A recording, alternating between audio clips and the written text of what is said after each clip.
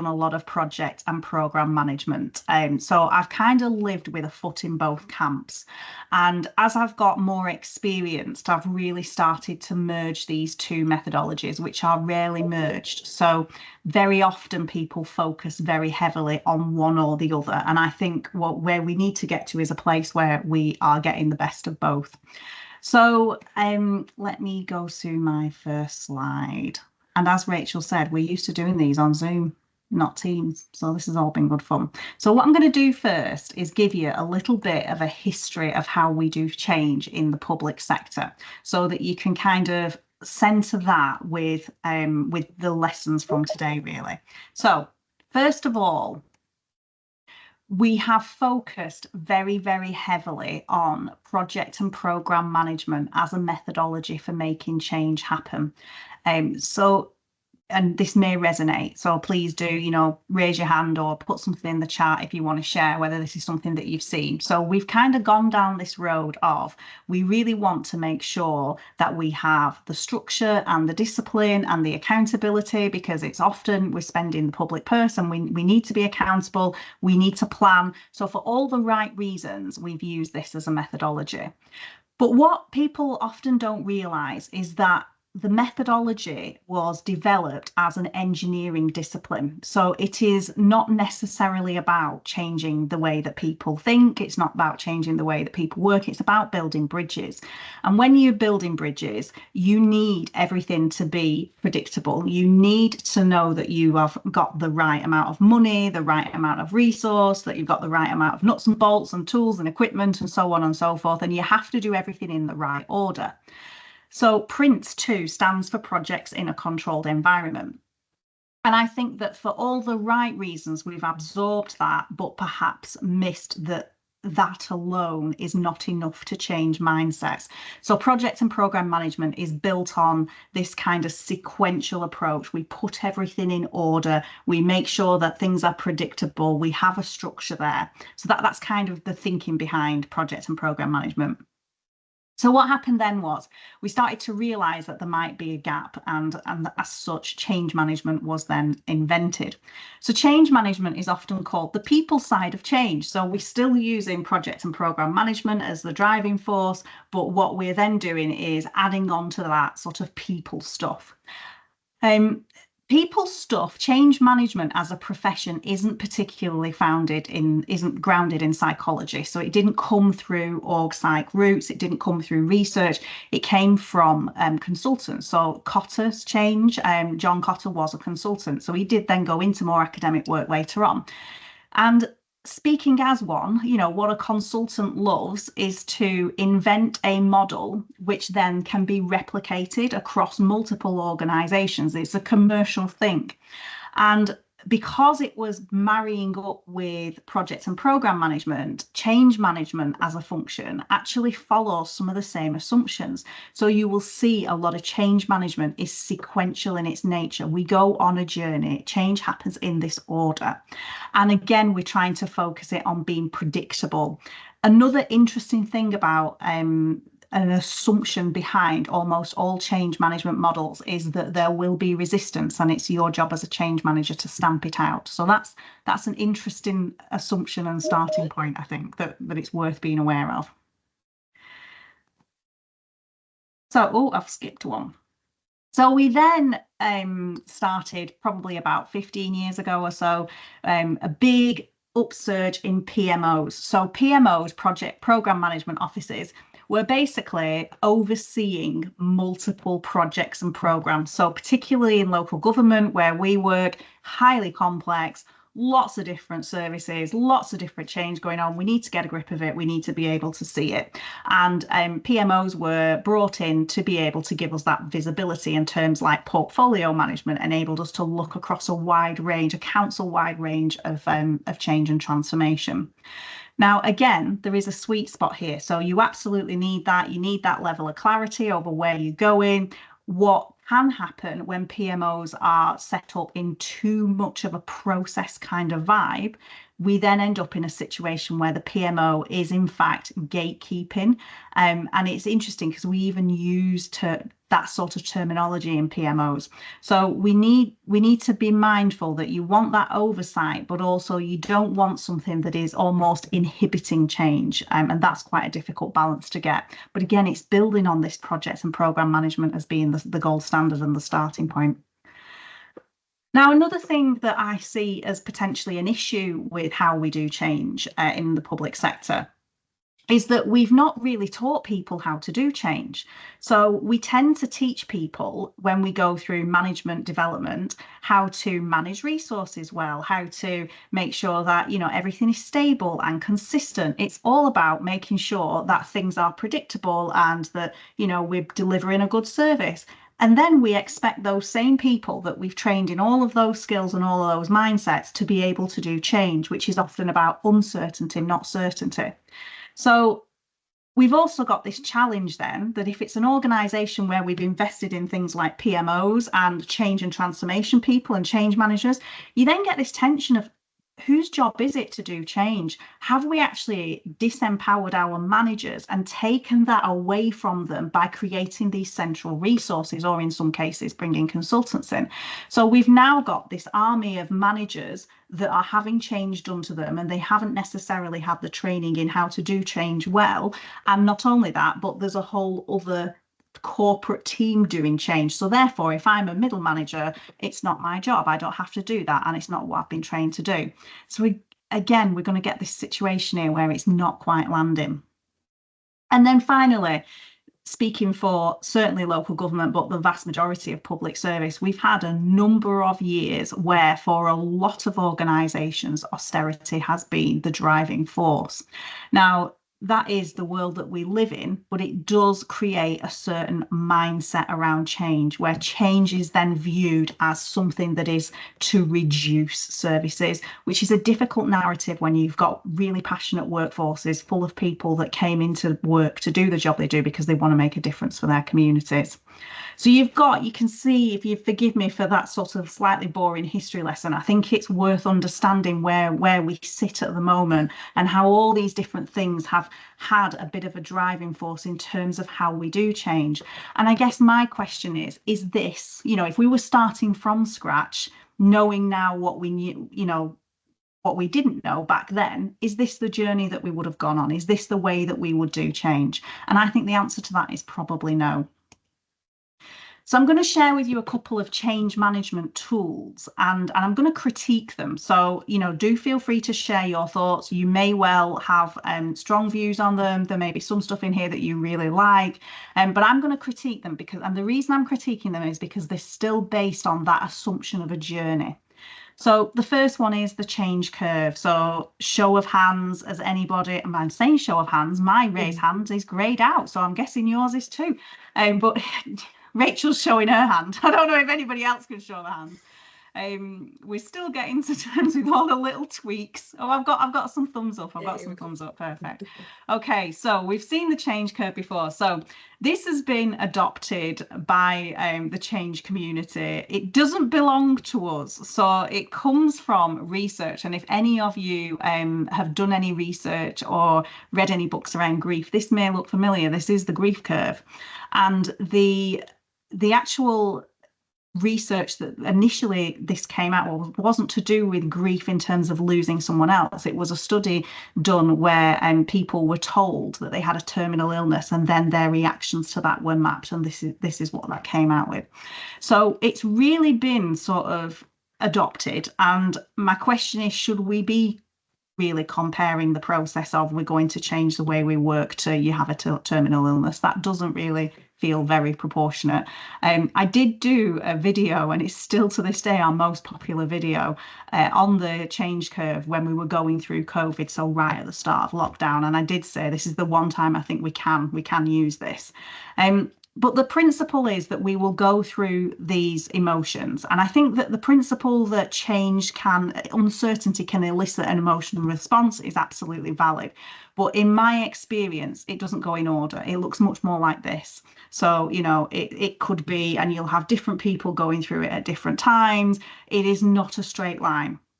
So, whilst I think it's good to take on board there will be an emotional reaction, and it could be any one of these emotional reactions, I think if we start trying to predict the order of that, that can be a little bit risky because also the change journey itself often doesn't go in the order that we planned it to do.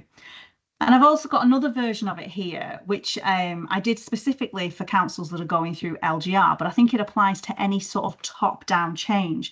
And this is really to make the point that even if you believe that the order is right, you have to be mindful that you're at different stages. So using LGR as an example, by the time your chief execs are starting to come to a place of acceptance, your actual managers are in your depths of despair and depression and confusion, which is why sometimes when you are in a change program and you're leading it, you lose patience for other people's emotional reactions because they're behind you. What we do know is when people have the opportunity to engage with change and actually interact about it, they move through those emotions quicker. So I think this is a tool that is very popular. I'm not sure it tells us everything that we need to know, and it's still pushing that narrative of that there's an order of things that we go through, which I don't quite agree with. And here is Cotter's, who I've already had one dig in, and actually I don't dislike a lot of Cotter's work, but again, this 8-step model, which is very popular, it is going with the assumption that we are going through in a predictive order. I agree with parts of it, and there's a really good piece of research that was done in 2018 where they basically compared this to 10 other change management models, and they came out with the findings of, are we actually going through something in the same order here? And there is some evidence base to some parts of it. So if you take things out in terms of isolation, then, empowering people, having persistence and don't let up, those things do stack up. It's this sequential approach that I think doesn't stack up. And that's what that paper found. It was Stoughton et al., if anybody wants to look it up. So I also think we've got to really consider change is now constant and, with a variety of things, whether it's technology, whether it's societal changes, the pace of change is very, very fast, much faster than it was 20, 30 years ago. And my question is, are we doing ourselves a disservice when we focus on it being a process and predictable? Because how many, again, please do put your hand up or stick your thumbs up, whatever you can do. How many of you have been leading a change program or going through a change program that halfway through a curveball hit, and actually you needed to change direction completely? So it is quite difficult to predict the order of everything in a way that is reliable. COVID is a really big example of that. How many massive change and transformation plans went on hold because of COVID? Currently, how many change and transformation plans are going on hold or shifting direction because of LGR? So or political change, politically, we've become less stable in the last few years than we were previously. So, gone are the days when people have our council has been run by the same party for years and decades and decades.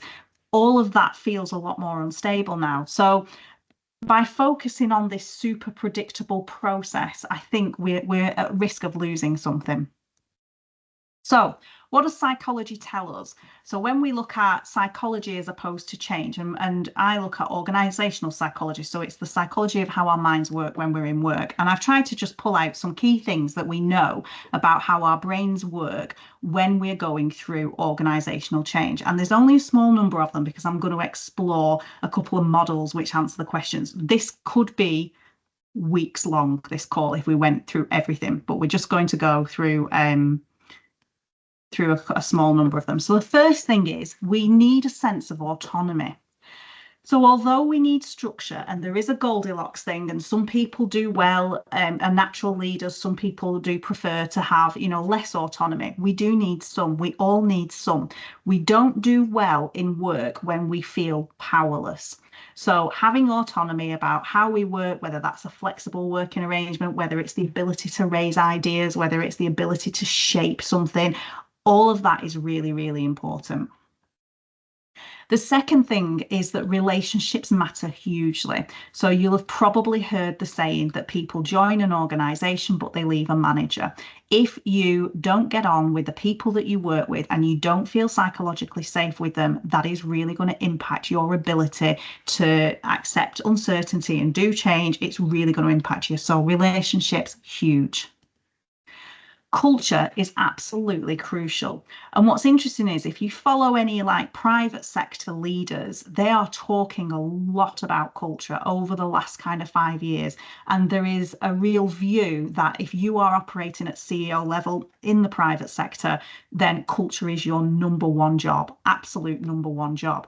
I think that we're a little bit less defined in the public sector with that just yet, but I have seen a real increase in maturity around conversations in culture. So whereas people used to talk about culture like it was this magic fairy dust in the air that they had no control over, people are starting to talk about how do we shape it. People are taking responsibility for it. And also, again, show of hands, a lot of organizations in the past will have done big change and transformation, often quite digitally focused, and not actually done any of that cultural work, which is where you get to this whole, it's just not landed because it's just not landed with the culture. So I think we're getting better at that, but we've still got a way to go. And different people are motivated by different things. So this is a really important thing to understand. And I'm going to share a really fun model with you that helps you to think this through. But whereas some people may be motivated by, there is a chance for me to get promoted here, there's a chance for me to grow and develop, other people are motivated into action by risk. So something may go wrong here. I better take action. And there are measurable individual differences around this. So I think these are some key little facts and nuggets that we can take from the world of psychology that can help us to start to think a little bit differently about how we do change. So how can we do change in a way that meets these needs? So the first tool I want to share with you is self-determination theory by Deci and Ryan. Now this is it's a motivational theory, so it's how we are motivated. And basically what it's saying is that in order to be motivated, to be doing our best work in the workplace, we need these three things. So we need that sense of autonomy. We need relatedness, which is where it's those relationships with people. Oh, Adam's got some points in the Q&A. Are you on it, Rachel? I'm on And competence. So people generally want to feel like they're doing a good job. I feel sometimes like I have to put the caveat whenever I'm talking about org psych stuff, because a lot of it is really captain obvious and it's really instinctive and intuitive. But, you know, we probably all feel like we do better in a workplace when we get the chance to shape stuff. We feel like we're good at our job and we get on with the people that we work with. But it's nice to see that the evidence comes out of this. So my challenge here is, how do we do that in a world where we're going through some sort of big change and transformation?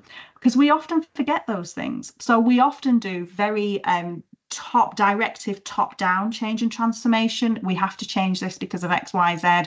There isn't that autonomy. We take that power away from people. We often tackle that sense of relatedness by putting people through things like restructures where suddenly there's power games and people may or may not get on. When you're doing any sort of mergers or changing of teams, there is a risk to that relatedness. How am I going to get on with my new colleagues? And in terms of competence, we're often telling people that we're making change happen because of their lack of competence. So we're often saying, this is rubbish, we need to do it better. So you can see how, if done badly, change can attack all three of these. If it's done well and you do it with these three things in mind, you get a much more psychologically safe way of doing change. So, for example, one of the things that we do an awful lot of, and we've just finished a piece in a housing Almore being brought back into the council. So very much around that sense of identity, that relatedness, that feeling of competence, because that's quite high profile, like, oh, it's not very good, we'll bring it back in, all of that sort of vibe.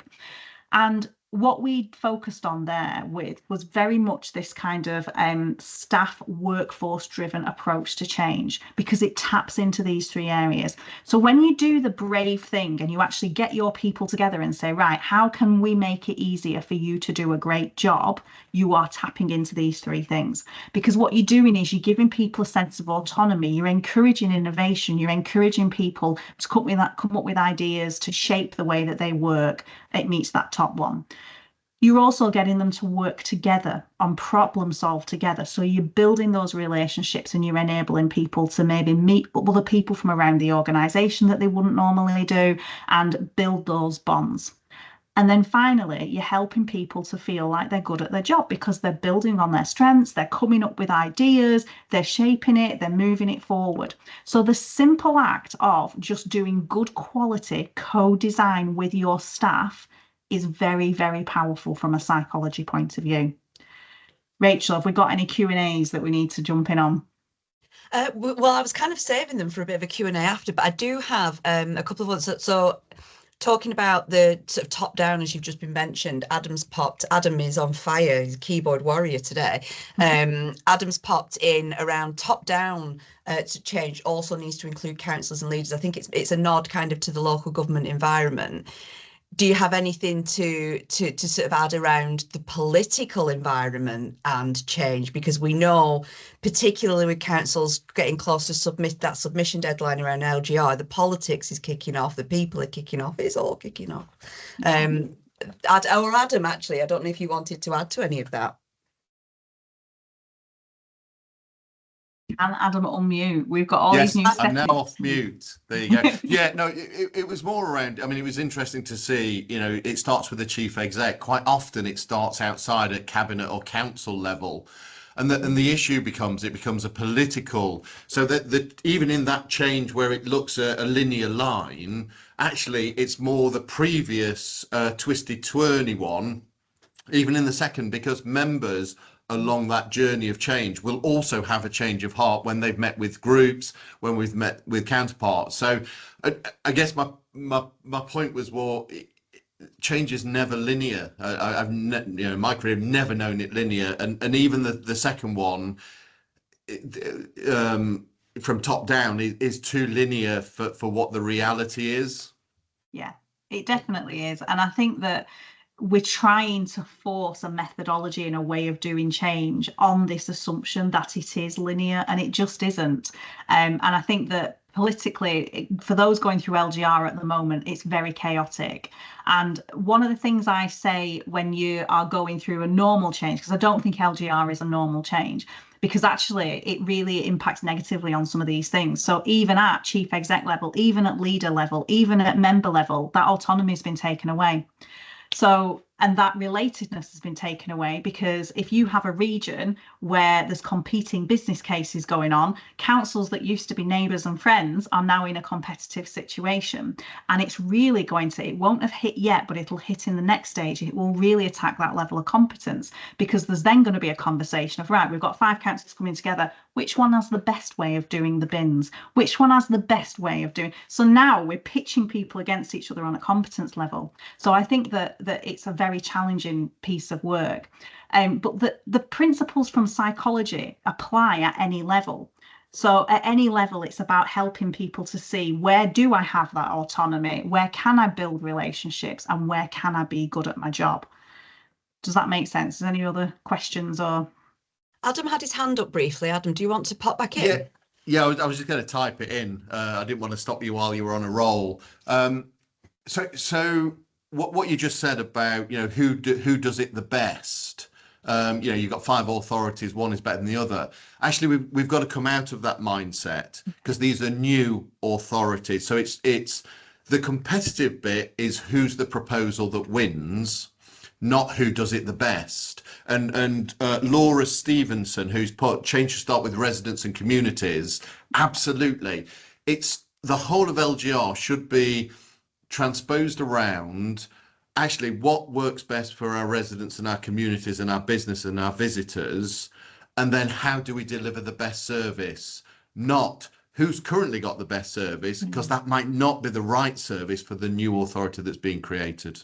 No, and I think that the simplistic way of looking at, well, which is the best, loses actually the very nature of what local government is, which is local. So whereas you might have two neighbouring areas, one may have very different community needs, very different demographics, very different financial challenges.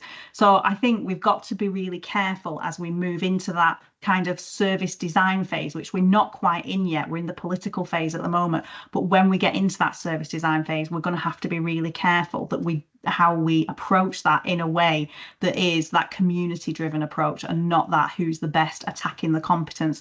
Because when we've done, and I'm conscious we need to make sure this isn't a full LGR call, because I know there's a lot of colleagues on it who won't be going through it, but we're doing quite a lot of research at the moment around LGR, where we've interviewed people that have been through it before, and the legacy of some of that competitive way of doing service design still exists 5-6 years down the line. Or do you remember when the people from that council said that? And do you remember when the county thought this? And do you remember when that legacy has stayed? So for those that are going through it now, being super mindful about how you go through it in a way that doesn't do that damage that will take years to overcome is really, really important.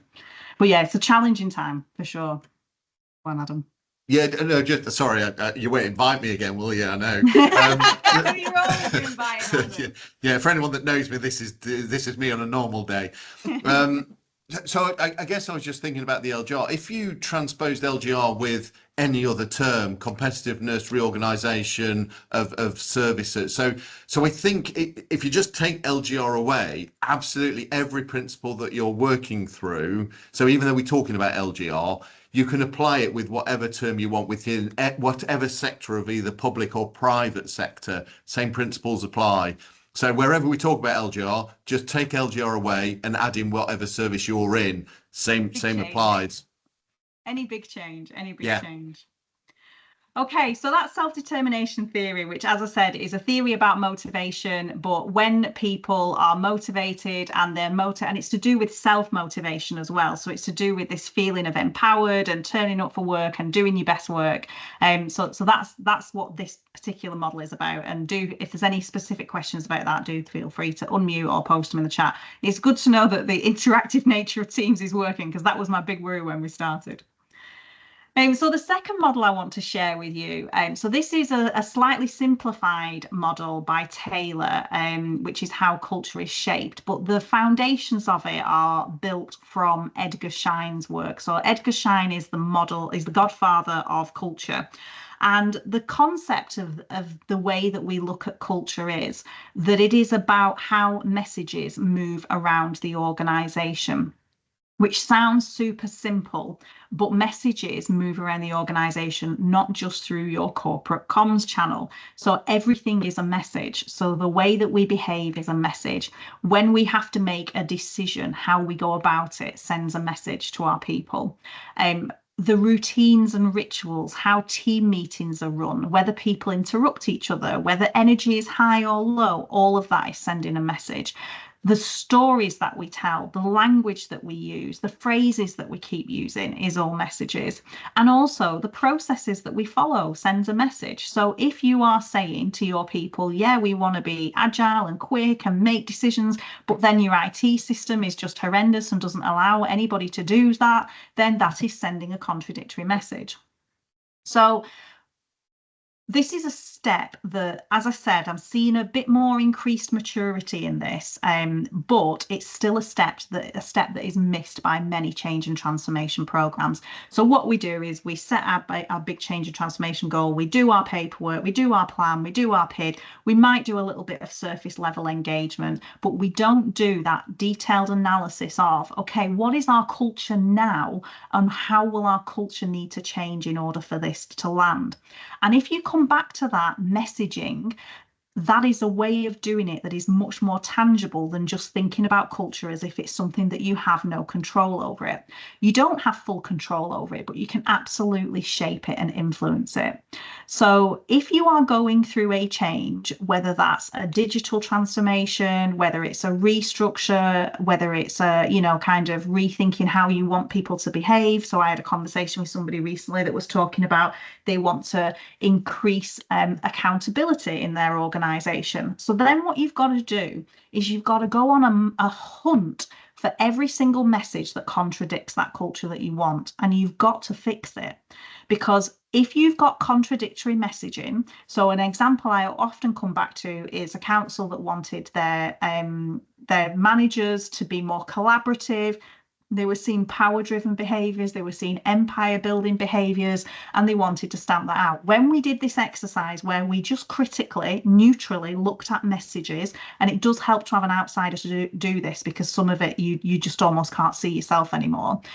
We found that in their job evaluation process, which was obviously highly valued, but in terms of a message, because that's how I get paid, they were paying people more depending on how many people they managed. So they were literally paying people to empire build. So you can see how that contradiction, which they're never set up on purpose, these things have always evolved over years, but taking a critical look at, okay, in order for this change to land, what culture do I need? Where am I contradicting that culture? And they may be things that you've not even thought to connect. So that is how we define culture.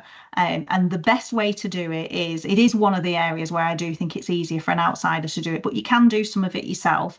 It's to look at not just the messages in terms of how you intend, but how they are received by staff. So you can't do this work without liaising with staff. You've got to have workshops and you've got to ask. You don't necessarily have to talk about culture, because most people don't care about culture. They do, but they don't call it that. They're not in this geeky space. But when you ask questions like, so what happens on a bad day? What happens on a good day? What happens when we have an idea? What happens when you need to make a decision? And you draw out those themes, that will tell you where your culture is going to hinder or slow down your change and transformation. It'll also tell you where your strengths are that you might want to build on. So culture's massive. So my third one, and again, do feel free to drop in any points or comments. Cats and cheese. So the official name for this is Gray's reinforcement sensitivity theory. And this is a theory. So do you remember when I said a little bit earlier that we are motivated by different things? This really comes out in change and transformation, because the theory is that we are motivated by different things, and it's a mindset issue. It's not a personality issue. So it's a mindset issue. So that means it's temporary. So your mindset and how you look at change will increase depending on if there's more to win or lose. So if you're going through a change in your organization, that means there's something to win or lose. And when that happens, people will have different responses to it. So the reason it's cats and cheese is that it was an experiment done on mice and rats, and they would basically expose them to the scent of cats for risk and the scent of cheese for rewards, and then they would measure the differences in behavior. And what they found was there were basically 4 categories. So and it translates to humans. So there are humans and rats that are very sensitive to the exposure of threat. So when a threat comes in, they take action. There are also people that are very sensitive to the scent of cheese or reward. So when there's something to win, they go for it. You've then got people like myself, when I've done the profiling tool, who are very sensitive to both, which means I'm an emotional mess, because I'm constantly chasing something new and exciting and scared it will go wrong at the same time. But it's quite typical for entrepreneurs to be in that category. And then you've also got some people that are really good at just staying the course, that aren't easily influenced by either. And you will have a mix of those in your team, but it plays out at an organisational level as well.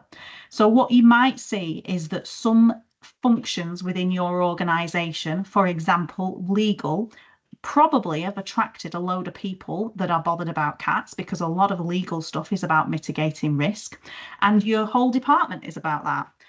You may also have something like children's social care that has probably attracted cheese people, because who does that job if they don't want to make a child's life better? But yet there's massive cats there, because it's hugely about mitigating risk. So that's a very highly emotive, challenging area. You might have areas like regen, where it's all about, making a place better and spending loads of money on it, and they'll be your cheese people. So you can see how you've got these different behaviours playing out at both an individual and an organisational level. The issue is if you've got somebody that's all about cats and they are having a conversation with somebody that is all about cheese, they are speaking a different language. So the cats person is saying, well, yeah, but we've got to do this restructure. But what if it goes wrong? And what if this happens? And what if that happens? And the cheese person is like, yeah, but we could improve the service. They can't hear each other. So when you get this conflict playing out where you'll have some people accusing others of being risk averse and slowing everything down, and you'll have other people accusing others of being kind of reckless and not thinking about things properly, I think that this applies massively as you are going through change and transformation.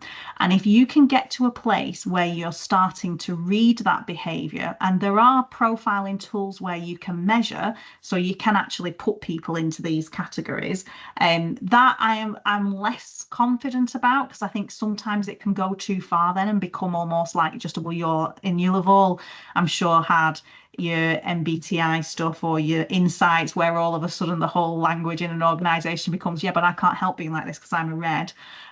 You don't want to go that far, but it is useful to understand. And a thing that's really useful about it is if you are communicating about change, you need to have those 4 people in mind. So you need to be talking about, this is what the impact is, this is what the risks are, this is what the opportunities are, because they will each take something different from that comms piece. So in terms of being able to connect with your team and motivate your team, in terms of being able to understand behavior. So again, back to LGR, we did a workshop with a council recently where we taught their leaders this tool set and had them in like different corners of the room, putting themselves in the different mindsets so that they were better prepared to spot when each other needed support. So it's a useful tool because as the ante is upped, as it always is during some sort of uncertainty and change, these behaviours will become more amplified unless you're in that prudent category where you're not particularly impacted. But even then, they're at risk of just becoming completely disengaged. So it's mindset, not personality. Personality is something that is more stable through your life. This is about when something happens, how you respond to it. So you can change your mindset and you can consciously put yourself in those different mindsets, which is a very useful tool if you are thinking something through. So if I was worried about the cats, what would I be thinking about? If I was chasing the cheese, what would I be thinking about? It's a really useful tool and not particularly well known. Any comments on cats and cheese or culture? Do feel free to put stuff in. I have a question, Lucy. Go on. As a person who's motivated by cheese, I do love myself a bit of cheese. I know I've noticed, and I've been with you in these workshops where we've talked about sort of cats and cheese in the context of LGR. And again, I'll take Adam's point of you can substitute LGR with any other change.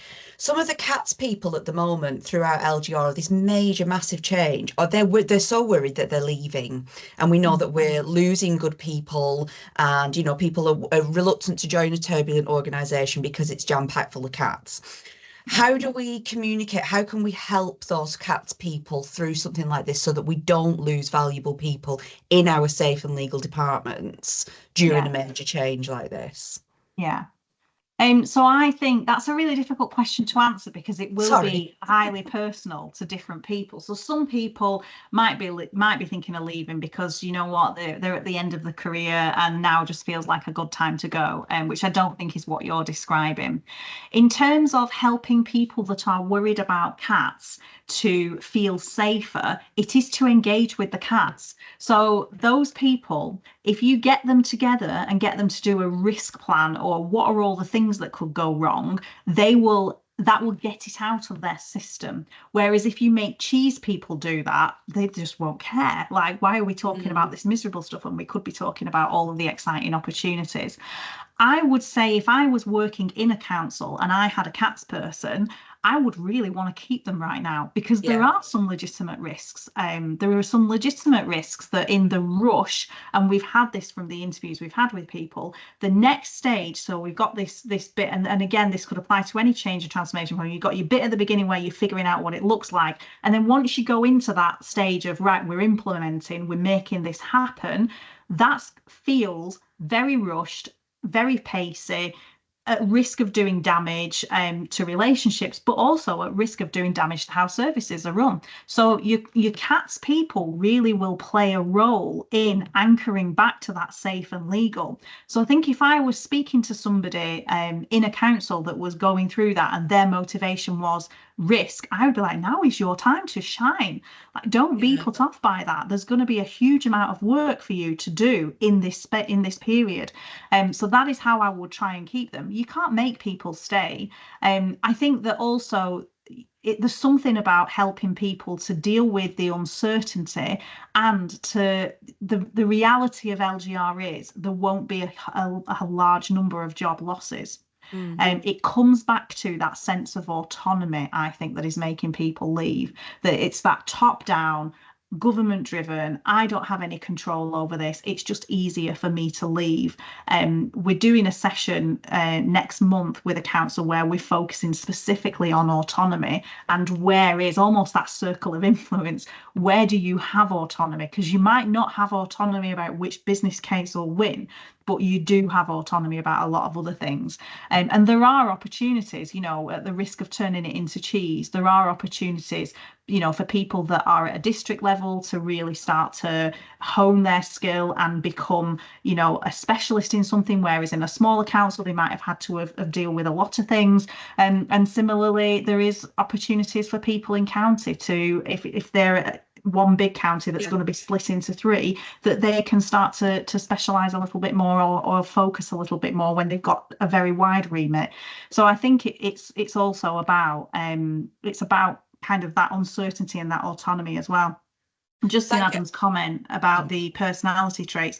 So the measuring tool that I've used with this actually overlays the two. So they do a version of Insights, which is based on, it's called Ocean, your 5 personality traits, which, please don't ask me, I think it's openness, conscientiousness. I can't remember. E is extrovert. A is N is neuroticism. I can't remember what A is. But yeah, openness to experience, consciousness, extroversion, agreeableness, and neuroticism. Yeah, that's the one. Yeah, that's it. Yeah, nervousness basically. So this tool, actually, you can overlay those two. So you've got your personality traits that are quite stable. I'm always a little tiny bit suspicious of any kind of measuring tool, if I'm honest. I think they're fun, but I don't take them massively seriously. There is a whole body of research and psychologists that totally buy into them, though, that probably know more than I do. It's just something that instinctively I feel a little bit icky about. But yeah, the tool overlays both, because if you've got a person who's a red person who's very impacted by action, then kind of wants to take action, they can still be cats or cheese, because the mindset bit is a temporary thing. So the mindset bit is, how do you respond to risk? How do you respond to when there's something to win or lose? And obviously a red person that's very cats focused will then go hell for leather at reducing all risk that they can. If they're cheese focused, they'll be pushing and going really fast without thinking about the risk. So yeah, the two do interact really nicely. Yeah, I have to say, I love a Cosmo quiz personality test as much as the next person, but I've never seen a true representation better than the cats or cheese model working in practice, where you can very clearly see where people are on that spectrum of risk versus reward.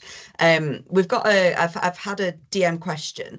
The role of change champions. A lot of organisations think, oh, we've got a team of volunteer change champions here. We don't actually. I have delegated responsibility to this group. You're in charge of change, the people stuff. What are your views on team change champion groups? Yes, no, somewhere in between, I'm sure. And can we, or should we be thinking about that now? And this is a question in terms of LGI, but it could again be any change. So I do use change champion groups, but I think that they don't take the responsibility. I view a change champion group as a bit of a portal into it's to give you insight as to what's going on the ground. So I think that change champions are useful. They help. They give you a little bit of that co-design. So if they run well and with that triangle in mind, then you're creating relationships, you're helping people be good at the job, you're giving them autonomy. The risk is that they're either done very tokenistically and Yeah. you're not actually empowering those people to really feedback. And there can also be a risk that you're giving them too much responsibility. So it's never not the leader's responsibility to drive change. It doesn't matter if you've got consultants in, it doesn't matter if you've got change champions, it doesn't matter if you've got, kind of a PMO function that specializes in change. It doesn't matter if you've got a director of change and transformation. It is never not the leader's job to lead change. So these things should be set up to support the leader to lead change and to provide insight and information and to help cascade messages, but it doesn't take the responsibility away from leadership, I don't think. And I think a lot of change programs get to a place where they fumble because it's lost the direction of somebody being in charge of it, or at worst case scenario, a leader that is almost ignoring it because, I've got my business as usual job to do. So let the change people do the change stuff. It has to be, you can't take that leadership away, I don't think. Thank you. Another question. It is, like I say, LGR focused, but applies to everything. In terms of blending organisations, so we don't like the word mergers in LGR, but mergers. When we're bringing different teams together and they're working together, how can we set those teams up for success from a culture perspective? Now, my instinct would be to say, well, understand the cultures that the people are coming from and develop something. But you're the expert here. And I guess the other side of that question is what happens then if we don't do that? What are the risks of not doing that? It seems like when we've got tight budgets, it's a nice to have an understanding of the blended cultures, but what are the risks of not doing that post change?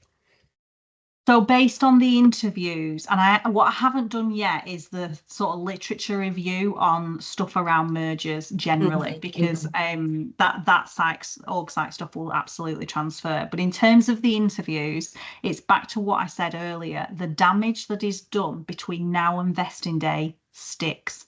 Yeah. So if you are hypercritical of each other, if you are competitive with each other, if you are playing power games with each other, all of that will stick post go live. So I think there's a huge behavioural challenge between now and vesting day, where the way that you do change will impact the culture post. I think you're right, getting some understanding of culture and doing mapping, which, that is a luxury to some degree, but it's not difficult to do. It doesn't take a lot of time. It's quite easy to get a sense of pretty quickly. And then consciously building the new culture in the way that you want it. But the interviews we've had, there are people talking about examples of things that went wrong or culture that didn't fit, behavioural, cultural issues from LGR process that happened in some cases 10, 15 years ago. So at the risk of kind of scaremongering, getting a grip of it now and making sure that your leaders understand that and understand how their behaviour at the time when it's going to be the most challenging point of their career in terms of chaos, pace, is it safe, is it legal, get it over the line. The mistakes they make now in the way they behave, that legacy will stay for a long time. Thank you. Thank you. Those are the questions that I have. If anybody else has any, speak now or forever hold your peace. The politics makes this more tricky. It definitely does. Oh, Adam, you're not wrong. Yeah, absolutely. Because, you could have a runaway train of a local politician on the local news saying something, doing something, and it sets the tone for a massive amount. We're supporting councils with this at the moment, but absolutely that you have minimal control sometimes. And it's very public. Politics is public. Very. Yeah. So yeah, it is challenging. We haven't actually interviewed any members, and so Yes. if anybody on the call, so we're doing our next round of LGR interviews to capture more insight, and we focus the first round of interviews on officers. This round we still want officers, but we also want to include some members, because from their perspective, so members are usually not very well paid, and they are giving up a phenomenal amount of their personal time. So they're usually very purpose-driven people, which means that this being a local councillor is really quite deep in their sense of identity, which means from a psychology point of view, the stakes for them are higher. Yeah. So they are fighting for something here, and the risk of that behaviour then impacting the outcome of what happens is really significant. But yeah, if anybody knows any members, because our network tends to be officers, if anybody knows any members that would be up for an anonymous interview, then we'd love to hear from them. Go on, Adam.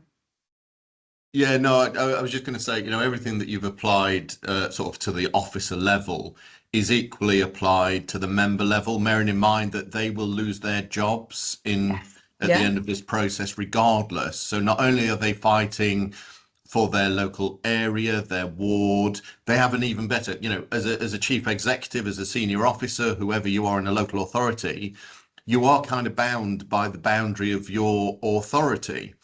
Actually, a member could be a dual hat member with a county council having one view, a district or borough council with another view, a parish councillor with another view, all the same person conflicted, as well as the same time as losing their job. So they're going to fight on different levels. And then as an officer of a council, you've then got to balance that in terms of actually which is it they're chasing, because on one hand they might be chasing the cheese of what it is, the bread, their rations, their money, or so on. Equally, they're about the people. How do they deliver the best for the people? So they are more conflicted in many ways.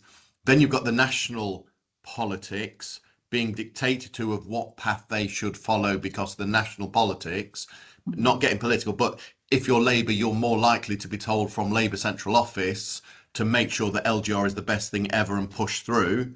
If you're a Conservative, fight it in every way you can, as an example. I'm not saying they're right.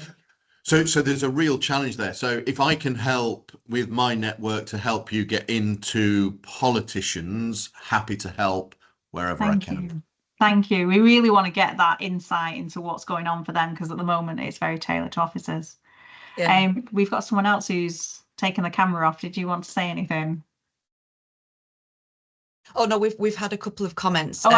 George has put there, so people don't fear change, they fear loss. And Joe was just saying, thank you very much for an interesting session. Needs to drop off. We have 4 minutes left, so it's over to me, I guess, to wrap up. Lucy, do you have any last words of wisdom that you would like our live attendees to hear?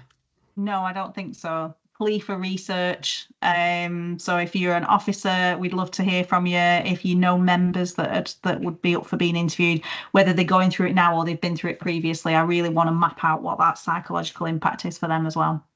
Brilliant, thank you. Well, thank you very much, like I said, to all of our live attendees. Hello to all of you who are watching probably on 1.5 speed, which is how I watch all of my webinars and podcasts. So thank you so much for being with us today. This is one of our routine change chats. Lucy takes time to build these really great insights into organisational psychology and culture and change. And even though I work with Lucy day in, day out, I've written notes, and I have actually learned something again today in about cats and cheese. So my instinct is to reassure people who are scared of cats, but actually the better thing to do is to embrace the cats, look at them, study them, and understand where cat psychology.